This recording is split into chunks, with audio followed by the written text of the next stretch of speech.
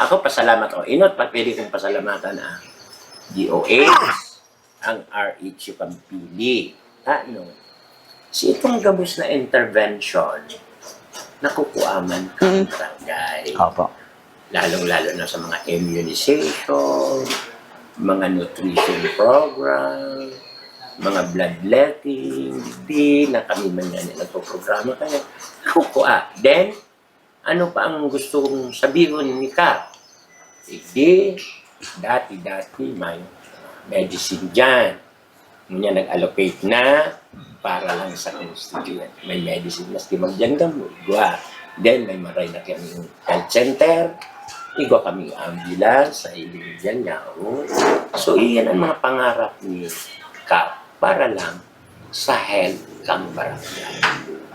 Iyan ang gusto ko mangyari. Then itong sana mag-abot pa ang panahon na ang health center na yan, magkaibang second floor. Why? Pwedeng dibukay yan ni shelter. Ano yung shelter na ano? Itong mga nadi-displace na mga aki, na mayok manduduman, it can save them. Mga gurang na nagbabaray basay dyan, na neglect, wala mo sila. Iyan ang mga foresight ko sa health. Then, lalong-lalo na yung kabataan, mga adolescent, dapat igwasin namin precautionary na daiman higod sila mag-abot sa pagpapagalan. Kasi pag ang nagtutubod kaya ako, ang good health community, good health ang mga people, and good health ang mga puro dyan yung nagtutubod sa health. Iyan po ang Opo, opo. So, may manigdi ka po mga nagkakahilang or kumusta ka sa mga...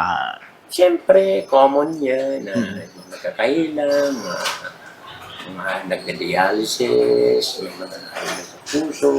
So, ang primero yung understand kang barangay, madarasin ba immediately to the nearest hospital to save life. Opo. Kaya iyan kami namin na mewas ko kami kaya kasi kasunod. Oo. So, kumusta ka pa ang mga center ta, health center? Kumusta? Okay. Pwede ninyong bisitahin. Nabuna kong gusto, si Kapito mayaman. Ilingon! Ano talagang klase kang health center? Ano order ni? Parehas kang opisina niyo. Mahiling niyo. Pwede niyo pa ng camera, pwede niyo i-video kung gusto niyo. Kung igwang tao, ang ano kaya, ang nurse, actually, ang barangay, mayo kan sa diring nurse.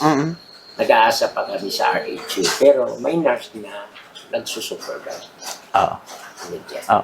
Balak ninyo kap magdagdag ng halimbawa ng nurse. Balak ninyo magkaigo ng Kung nurse. sakasakali na talagang medyo lumangtawaan sa mga nata or the national tax allocation, pwede kami mag-alloka.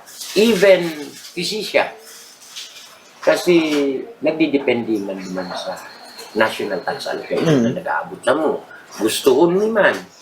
Imanap mo kami ibabayan. Siyempre, kami na nagkakataralo. Gusto yung nurse, gusto yung physician. Ay kumamang kami ibabayan.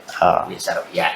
So nag-aasa na kami sa LGU. Pasalamat ko sa LGU na natataanan ng assistant.